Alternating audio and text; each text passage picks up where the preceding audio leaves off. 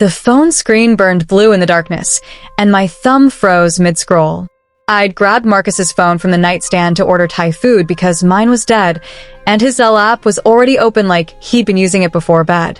The transaction list stretched down the screen, $50, $200, $500, $1,000, all sent to the same contact name that made my chest collapse inward. Real wife. My hand started trembling so badly the phone nearly slipped from my grip. I scrolled up, watching the amounts grow larger as I went backward through time. $2,000, $3,000, $5,000 in a single transfer. The dates went back 18 months, maybe longer. I couldn't breathe properly. The bedroom felt like it was tilting sideways. Marcus shifted beside me in our bed, and I went completely still. The man who'd cried during our wedding vows. The man who kissed my forehead every morning before work. The man I'd been married to for 5 years. He'd been sending money, our money, from our joint account, to someone called Real Wife. Not Mom. Not Sarah or Jessica or any normal name a person would use. Real Wife. Like I was the imposter. I did the math in my head, my marketing degree finally useful for something other than Instagram ads for my candle business. The total had to be close to $50,000. $50,000 from the account I contributed to.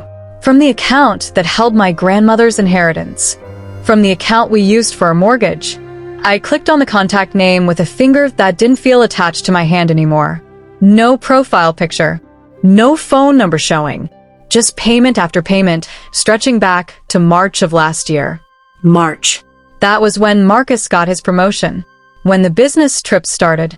When he told me we needed to be smarter about money and I shouldn't splurge on new candle packaging. The phone screen dimmed from inactivity, and for a split second I saw my own face reflected in the glass. Eyes wide, mouth open slightly, looking like someone who just realized their entire life might be a performance they weren't aware they were in. I tapped the screen to keep it lit and opened his text messages. That's when I found the thread saved under Dataflex HR. That's when I read the message from July that said, "Got the payment. Thank you, baby. Apartment lease is secured. Can't wait for you to see it." That's when I understood that whatever I thought my marriage was, I'd been wrong about all of it. But I couldn't confront him yet. Not until I knew exactly how deep this betrayal went. 6 months before that midnight discovery, my life looked like something I'd pin on a vision board. Marcus and I had just celebrated our 4th anniversary with a weekend in Cannon Beach, drinking wine on the balcony and talking about maybe trying for kids next year. My candle business, Ember and Sage, was finally profitable enough that I'd hired Riley, a college student who helped with fulfillment twice a week. We lived in a renovated craftsman house in southeast Portland that we'd bought right before the market exploded. Marcus worked as director of product strategy at a tech startup called Dataflex. I worked from our converted garage studio, pouring sea salt and bergamot candles while he sat in virtual meetings upstairs. We had couple friends. We had a mortgage. We had the kind of relationship where people said they wanted what we had. The first crack appeared in March when Marcus got promoted. He came home buzzing about the $40,000 raise and stock options that might actually be worth something. We celebrated with expensive sushi. But then the money conversation started. Small comments about whether I really needed to upgrade my shipping supplies. Questions about whether the candle business was actually profitable or just breaking even. Suggestions that I should contribute more financially to the household. I'd brushed it off. He was in a senior role now. Maybe he was just more aware of expenses. The travel increased too. Seattle every other week. San Francisco monthly. A 3-day conference in Austin. Building partnerships, he explained. Meeting investors. The startup world demanded FaceTime. I understood. I supported him. I made dinner for one more nights than I wanted to count. In June, my grandmother died. She left me $20,000, a gift that felt like both love and grief wrapped together. I'd visited her every week at the assisted living facility, held her hand through her final days. When I told Marcus about the inheritance, he got quiet in a way I couldn't read. Then he suggested we put it in our joint savings for now, just until we figured out the best use for our future. It made sense when he said it with his hand on my knee and his eyes soft. So, I deposited the check 2 weeks later. The next crack came at a dinner party in September. Marcus's phone kept buzzing on the table. After the 5th time, our friend Jessica joked that he was either very popular or having an affair. Everyone laughed. Marcus laughed too, but grabbed his phone and turned it face down without checking it. His neck flushed the way it always did when he was lying. Later, I asked him about it. He said it was work stuff. A product launch going sideways. Why was I being paranoid? The conversation ended with me apologizing for bringing it up. That became the pattern. Marcus being defensive about his phone. Marcus showering immediately when he got home from trips. Marcus acting like my successful business was a cute hobby instead of real income. Small things I explained away because the alternative, that something was fundamentally wrong, was too terrifying to consider. Then came that Tuesday night in November. I reached for his phone to order Thai food. His Zelle app was already open, and everything I thought I knew shattered like dropped glass. Therefore, I spent that first night sitting on our bathroom floor, reading messages I shouldn't read but couldn't stop reading. The messages saved under Dataflex HR weren't about work. They were intimate in a way that physically hurt. Inside jokes. Plans to meet. A text from August that said, "I know this is hard, but I promise we'll be together properly soon. Just need a little more time." The woman's name was Victoria. She lived in Seattle. I scrolled back through months of texts, piecing together a timeline that made me nauseous. They'd met at a conference 2 years ago. 2 years before Marcus even proposed to me. I didn't sleep that night. I sat locked in the bathroom taking screenshots, texting them to myself, building evidence like I was investigating my own life. By sunrise, I discovered 3 things that broke me in completely different ways. First, the $50,000 wasn't just affair money. It was infrastructure. According to the messages, Marcus had been promising Victoria for 3 years that he'd leave me. Each broken promise was compensated with payments. The apartment lease in July? That was supposed to be where they'd live together. My grandmother's $20,000 had furnished Victoria's place. Second, Victoria wasn't just his girlfriend. They'd gotten married 14 months ago in a Seattle courthouse. While I thought Marcus was at a work offsite, the Zelle contact name wasn't a joke. It was legal fact. Real wife was her actual status. I was the affair partner who didn't know it. Third, Marcus had been borrowing money from Victoria too, $15,000 over the years for investment opportunities. He was taking her money, then paying her back with my money. He was robbing both of us to fund both of us. When Marcus knocked on the bathroom door at 7:30, concerned about why I'd been in there all night, I made a decision that would define everything next. I wasn't going to confront him yet. I needed strategy. Marcus was good at lying. He'd been doing it with a face that looked like love for years. I told him I had food poisoning. He kissed my forehead and left for work. I immediately started investigating every account we had. Our credit card showed charges I'd missed. Restaurants in Seattle on days Marcus claimed he was in boring meetings. A hotel in Vancouver on our anniversary weekend. He'd seen Victoria after our romantic Cannon Beach trip. Cash withdrawals every Thursday, always $200. Then I did something that surprised me. I created a fake Instagram and found Victoria in 10 minutes. She wasn't hiding. Why would she? She thought she was the legitimate wife. Victoria was beautiful in an intimidating way. Sharp cheekbones. Perfectly styled blonde hair. Designer everything. She worked in marketing at a tech company. Her Instagram was aesthetic coffee shots and quotes about knowing your worth. No photos of Marcus, but photos from Seattle restaurants I recognized from our statements. Photos from the apartment my money had furnished. Her most recent post from 3 days earlier showed a diamond ring on her finger. The caption read, "When you stop settling, the universe delivers. Big changes coming soon." Ring. Big changes. She thought he was finally leaving me. The ring had to be an upgrade, something to mark their fresh start. Paid for with my grandmother's death money. I spent the next week living 2 lives. During the day, I was the wife who kissed Marcus goodbye. At night, I was the detective uncovering my own betrayal. I found emails he'd forgotten to delete, WhatsApp messages on his iPad, photos in a hidden laptop folder of Victoria and Marcus together, looking exactly like the couple I thought we were. The worst photo was from our wedding day. He'd left the reception for 20 minutes, claiming he needed air because he was overwhelmed. The photo showed him in his tuxedo in a hallway somewhere, FaceTiming Victoria. She was crying. The file name was Sorry Baby. He'd apologized to her on our wedding day for marrying me. Then came the moment that made me see red.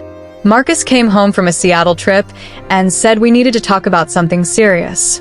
We sat on the couch where we'd watched hundreds of movies. He took my hands, and he suggested we consider opening our relationship. The audacity was breathtaking. He wanted permission for what he'd already been doing. He wanted me to agree to share him so he could stop hiding, stop paying quite so much guilt money, stop maintaining two separate lives. He called it growth. Modern thinking. I said I needed time to think about it. He looked relieved. Therefore, I decided to give Marcus exactly what he'd given me, a performance while planning an ending he'd never see coming. That I hired a lawyer first. Not a family friend, but a specialist in bigamy cases named Patricia, with silver hair and eyes like steel. She looked at my evidence and said, "Bigamy is still a crime in Oregon.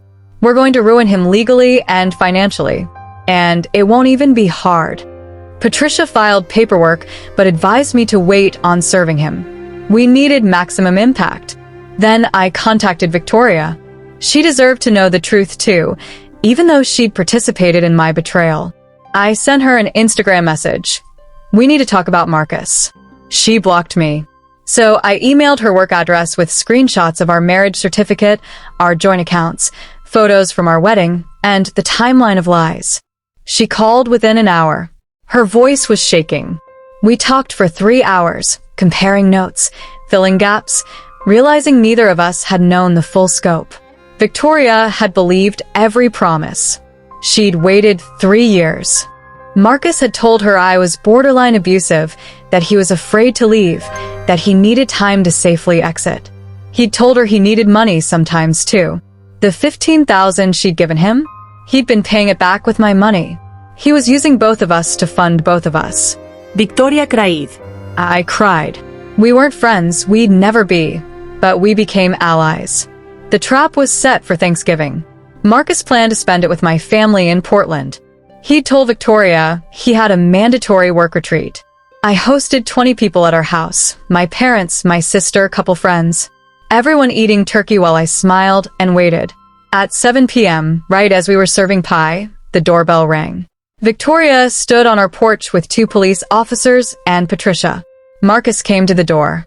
His face when he saw Victoria, all color drained.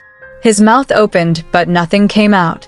He looked between us, then at the officers, watching his world end in front of witnesses. "Marcus Chun," one officer said, "you're under arrest for bigamy under Oregon Revised Statute 163.515. My mother gasped. My father stood. Our friends froze. And Marcus actually tried to run. He made it 3 steps toward the back door before the officers caught him. They cuffed him in our kitchen while everyone watched. Victoria stepped forward, her face wrecked but steady. "He married me in Seattle 14 months ago," she said. "While married to her. While taking money from both of us. While lying to everyone." The aftermath was nuclear. Marcus spent Thanksgiving in jail. The arrest made local news. His company fired him. His stock options evaporated. Both marriages were annulled within a month. I got the house because it was purchased with fraudulently obtained money. Victoria got restitution. Marcus got nothing but legal fees and a felony record. But the real ending came 6 weeks later when I found Marcus's journal in his nightstand while packing his things. I shouldn't have read it, but what was one more invasion after everything else? The entries went back 5 years. Marcus had documented his double life like a project he was managing. He rated our interactions. He compared Victoria and me like products he was A/B testing. He wrote about the thrill of deception itself, how powerful it made him feel to maintain 2 realities. One entry from right after our wedding said, "The trick is to make each one feel like she's the real one." Give them both just enough truth that they never question the lies. The money is worth it for the life I get to live. It wasn't love. It had never been love. We weren't people to him. We were a game he was winning. 6 months later, I'm rebuilding. Ember and Sage is thriving. The viral bigamy case was bizarrely good for business. I hired a therapist who specializes in betrayal trauma. I'm learning to trust my instincts again, to believe I wasn't stupid or blind, just human. Victoria and I don't talk much, but we texted on what would have been my 5th anniversary. She sent, "We survived him." I replied, "We did." Marcus took a plea deal, 3 years probation, restitution payments until he's 50. He works at a call center now. No tech company will touch him. I heard he's dating someone new, and I felt a flash of pity for her before remembering some people choose to be predators. If you've ever felt that tiny whisper of doubt, that voice saying something isn't right, please listen to it. I hope you investigate. I hope you trust yourself more than someone else's performance. You're not crazy for doubting someone you love. That voice might save you years of living in a lie you didn't know existed. The last time I saw Marcus was at the courthouse. He tried to approach me to explain. I looked at him, really looked at who he actually was, and felt nothing but an echo. The grief wasn't for him. It was for who I thought he was. I walked away without a word, and I haven't looked back since. Sometimes the worst betrayal isn't the affair itself. It's realizing you were never the person your partner saw. You were just the reflection they needed you to be. If this story resonated with you, if it made your heart ache or your blood boil, then you're in the right forest. The Telling Tree is a place where we share the stories that shape us, the betrayals, the triumphs, and the hard-won truths. Your presence helps this channel grow. Here's how you can help this community flourish. Subscribe to the Telling Tree. Click that subscribe button and ring the bell. You'll never miss a story, and you'll be planting a new seed in our growing forest. Share your leaf. Did this story remind you of something? Do you have a lesson life taught you? Your stories are powerful. Tell me in the comments below. I read every single one and love hearing from you. Help the story branch out. If you know someone who needs to hear this, share this video. You never know who it might help. This isn't just my channel, it's our grove. A place to find shelter, understanding, and the comfort that comes from knowing we are not alone in our journeys. Thank you for listening, for caring, and for being a part of the Telling Tree.